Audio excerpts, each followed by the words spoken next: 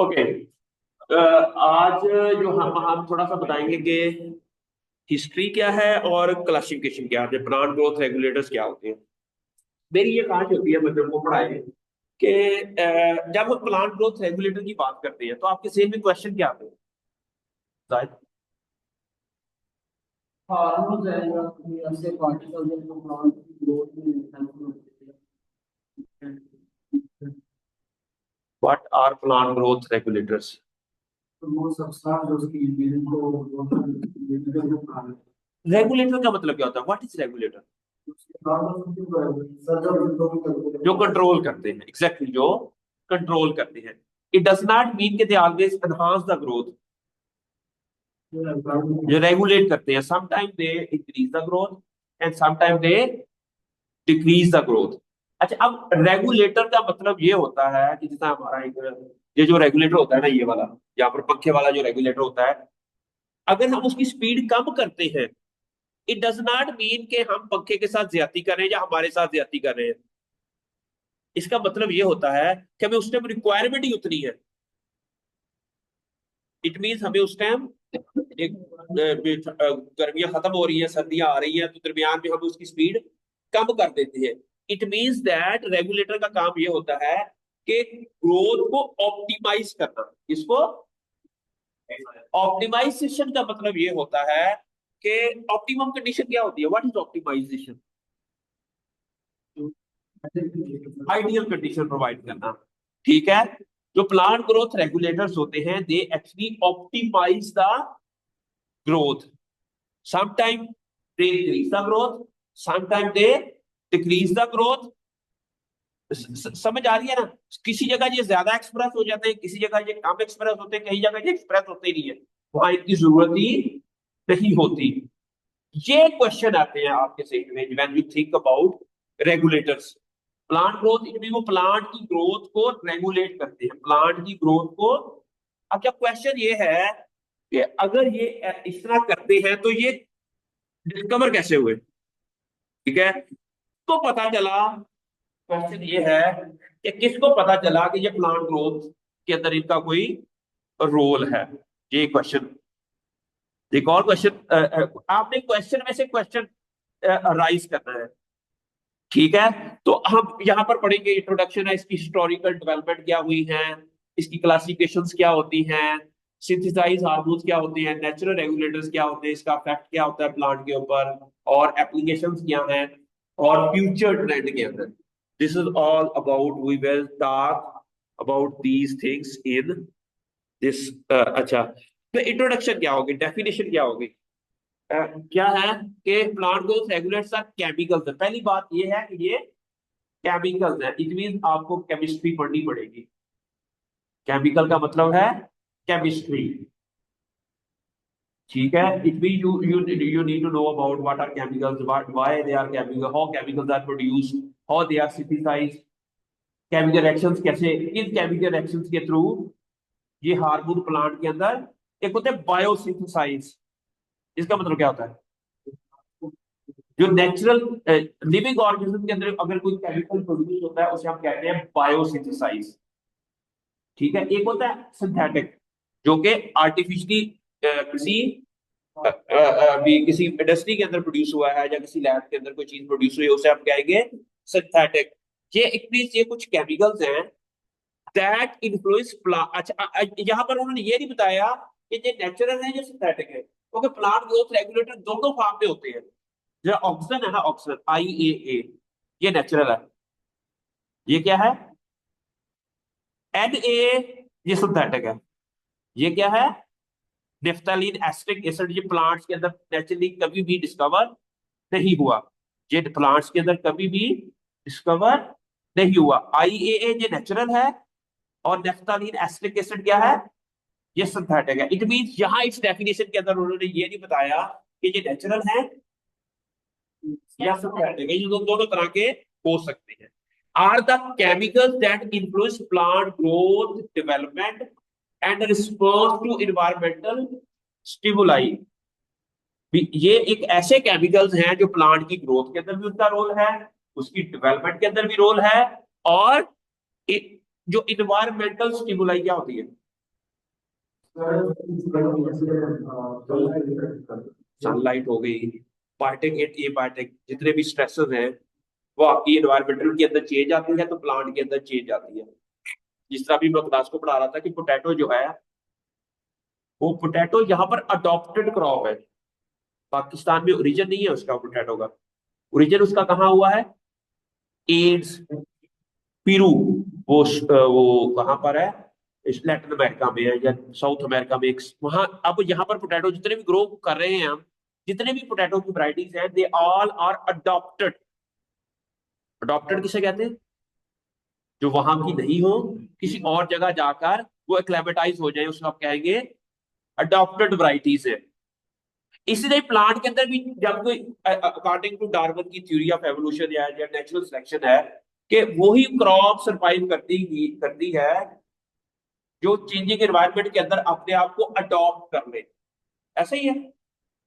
अब ये जो केमिकल्स हैं, they play a role in adaptation, they play a role in, अगर वो केमिकल प्रोड्यूस नहीं होते तो definitely they will not help किसी क्रॉप के अंदर, किसी प्लांट के अंदर। वो केमिकल्स, वो प्लांट ग्रोथ रेगुलेटर प्रोड्यूस नहीं हो रहे उस जगह जहां उसकी जरूरत है, तो डेफिनेटली वो क्या करेंगे? वो उसको अडॉप्टेशन में हेल्प नहीं करेंगे। अगर किसी जगह किसी हार्मोन की जरूरत है और वो वहां प्रोड्यूस हो रहा है, it mean they are adopting to that, वो केमिकल्स उनको हेल्प कर रहे हैं। लेकिन अब हमें ये मालूम करना पड़ेगा ये अडॉप्ट हुए कैसे। क्या ऐसा हुआ कि आप यहाँ एग्रोनॉमी मेरी क्लास लेने में आ गए हैं? ठीक है। क्या ऐसा हुआ कि वो प्लांट उधर अडॉप्ट हुए? क्या ऐसी इन्वायरमेंट हुई? प्लांट, क्या मेमोरी होती है उनकी? अगर वो एक प्लांट नेचुरली ग्रो कर रहा है किसी जगह, it means they are adopting to that specific conditions. अब ये चीजें जब हम स्टडी करते हैं तो हमें काफी हद तक ये समझ आ जाती है कि हमने प्लांट की ग्रोथ को कैसे इनहांस कर। अल्टीमेटली ऑब्जेक्टिव क्या होता है एग्रीकल्चर साइंटिस्ट का? प्रोडक्शन। प्रोडक्शन को कहते हैं क्वांटिटी, प्रोडक्शन को क्या कहते हैं? क्वालिटी। किसी भी रिसर्च का तीन ऑब्जेक्टिव होते हैं एग्रीकल्चर की रिसर्च की, चाहे वो हॉर्टिकल्चर है, प्लांट पैथोलॉजी है, एंटोमोलॉजी है। तीन चीजें करनी है आप लोगों ने, एक क्वालिटी को एनहांस करना है, क्वांटिटी को एनहांस करना है, और शेल्फ लाइफ। शेल्फ लाइफ क्या होती है? ओ, हम ईट कर सकते हैं, एडिबल रह सकती है, उसको हम इसी तरह कितनी देर तक वो हम उसको यूज कर सकते हैं, उसको उसकी शेल्फ लाइफ कहते हैं। ठीक हो गया? यही रिसर्च है। आप चाहे प्लांट ग्रोथ रेगुलेटर आप ये यूज करते हैं, मकसद क्या है? शेल्फ लाइफ बढ़ जाए, क्वांटिटी बढ़ जाए, क्वालिटी बढ़ गया, विटामिन सी कंटेंट बढ़ जाए सिट्रस के अंदर। विटामिन सी से क्या होता है कि वो सारा, वो उसके कई हेल्थ बेनिफिट्स है। आपकी वीट के, गंदम के, राइस के अंदर विटामिन ए नहीं होता, वो उसको कैसे इंक्रीज किया जाए? आपको पता है ना, विटामिन ए नहीं होता राइस के ग्रेन के अंदर। ठीक है। अब आपने कोई ऐसा काम करना है कि उसकी क्वालिटी भी बढ़ जाए, उसकी यील्ड भी बढ़ जाए, उसकी क्वांटिटी भी बढ़ जाए। और क्वालिटी मीन उसके अंदर अगर विटामिन ए आ जाता है तो वो क्वालिटी फूड होगी, वो क्या हो जाएगी? अच्छा, अब ये सारी कहानी जो है, they play a crucial role in agriculture improving yield and quality. अब ये कितने बजे, कौन सी, किस टाइम के ऊपर हमने इसको यूज करना है कि हम इसको ऑप्टिमाइज करना है। ऑप्टिमाइज से कहते हैं फर्ज किया, फर्ज किया हमने एक क्रॉप के ऊपर ऑक्सीजन की स्प्रे की। ठीक है। जीरो का मतलब कोई स्प्रे नहीं की। 0.5 ppm, 1 ppm, 1.5 ppm, 2 ppm, 2.5 ppm आपने गंदम के ऊपर स्प्रे कर दी। ठीक है। जब किसी राइस के पौधे के या सिट्रस के ऊपर आपने स्प्रे की, 0 ppm के ऊपर आपकी यील्ड आई 25 kg, फर्ज किया प्लांट की, फर्ज किया मैं कह रहा हूं। यहां पर आई 0.5 के ऊपर, ये आ गई 45। यहां पर ये आ जाए, आ गई 65। यहां पर आ गई 70। ठीक है। और यहां पर बी 70 रही, और यहां पर ये फेयर 60 रह गई। तो which is the best consultation? क्यों? भी जाएंगे तो उसका कोई फायदा नहीं है। अच्छा हाँ, जो ऑप्टिमम कंडीशन जो होती है, इससे मैं आपको समझाने की कोशिश कर रहा हूँ कि ऑप्टिमम कंडीशन का मतलब होता है मिनिमम इनपुट्स मैक्सिमम आउटपुट। जहां पर मिनिमम इनपुट्स नहीं है, इसमें मिनिमम इनपुट्स कहाँ आ रहे हैं 1.5 में, मैक्सिमम आउटपुट कहाँ आ रही है, ठीक है। It means this is the best वो कंसंट्रेशन है जिसको हमें यूज करना चाहिए, किसके लिए, प्लांट के लिए ना। तो आपने रिसर्च करके आपने सिर्फ ये चीज मालूम करनी है कि हर ब्रांड ग्रोथ रेगुलेटर की कौन सी ऐसी कंसंट्रेशन यूज की जाए जिससे ऑप्टिमम ग्रोथ आए, क्या है, आप रिसर्च करनी है। अभी आप लोगों ने सारे रिसर्च के स्टूडेंट हैं जहां एमएससी में, अब आप लोगों ने, हमारा ऑब्जेक्टिव यही है to optimise the fertiliser level in plants. Nitrogen की कौन सी लेवल यूज की जाए, फास्फोरस का कौन सा लेवल यूज किया जाए। मेरी बात की समझ आई है? तो ये सारी कहानी आप लोगों ने इस प्लांट ग्रोथ रेगुलेटर के अंदर भी हमने यूज करनी है, पढ़नी है कि कौन सा ऐसा लेवल है जिसको हम प्लांट के अंदर दें तो हमारी मैक्सिमम आउटपुट आए, मिनिमम इनपुट आए। उसे उसे कंडीशन को क्या कहते हैं, ऑप्टिमाइजेशन। उसे क्या कहते हैं, ऑप्टिमम कंसंट्रेशन। अच्छा, अब डिस्कवरी कैसे हुई, ये इसके थोड़े इसके सर 2-3 मिनट, ठीक है। ओके, अच्छा डिस्कवरी क्या है, तो फर्स्ट हार्मोन जो डिस्कवर हुआ था oxygen, that was discovered significantly influencing plant development. फिर आगे synthetic PGR, first synthetic PGR was regulator leading to advancement in agriculture practices. फिर ग्लोबल एप्लीकेशंस की स्टार्ट हुई 1980s में, contributed to enhance crop yield and world wide. फिर 2000 में क्या हुई कि इसकी बायोटेक्नोलॉजिकल इंटरवेंशन आई।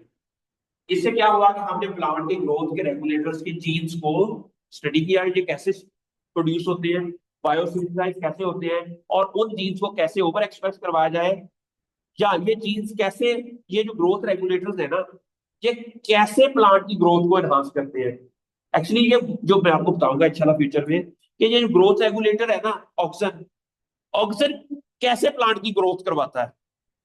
ऑक्सीजन खुद कुछ नहीं करता, जिस तरह हम गाड़ी की इग्निशन नहीं करते, चाबी के अंदर एक बार हम इग्नाइट कर देते हैं, ऑक्सीजन का काम सिर्फ इग्निशन का है, बाकी गाड़ी चलनी, वो पेट्रोल ने चलानी है, सही है। इसी तरह बायोटेक्नोलॉजी के इंटरवेंशन से अभी ये पता चल जाएगा कि ये जो ग्रोथ रेगुलेटर्स हैं ये करते क्या है। समझ आई इसकी इंशाल्लाह आपको डिटेल से। फिर इसकी सस्टेनेबिलिटी क्या होती है, व्हाट इज सस्टेनेबिलिटी,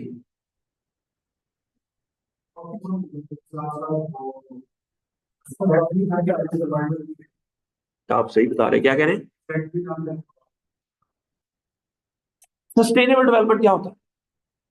तो अपने ऐसे सॉर्ट को ऐसे यूज करना जो फ्यूचर के लिए भी रहे और आपके लिए भी काफी हो, मतलब और आपके जो नेचुरल रिसोर्सेज है वो कम से कम हो। एग्जैक्टली, उसमें आपने ये करना है कि नेचुरल रिसोर्सेज कम से कम यूटिलाइज हो, आने वाली जनरेशन के लिए नेचुरल रिसोर्सेज रहे, इन्वायरमेंट को कोई नुकसान ना हो, किसी की हेल्थ का कोई नुकसान ना हो, और आपकी डेवलपमेंट भी सही हो रही है, आपकी क्रॉप जिस फील्ड के ऊपर ग्रो कर रहे हैं वहां पर क्या हो कि आपके सॉइल के जो न्यूट्रिएंट हैं वो कंजर्व रहे।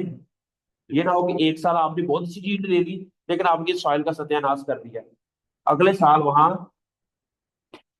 अच्छी यील्ड ना हो, विच मींस आप सस्टेनेबल डेवलपमेंट नहीं है। ठीक हो गया, चले जी इंशाल्लाह आपको फिर नेक्स्ट पढ़ाते हैं। आप मुझे अटेंडेंस भेज दें। आपने मेरे कहा था कि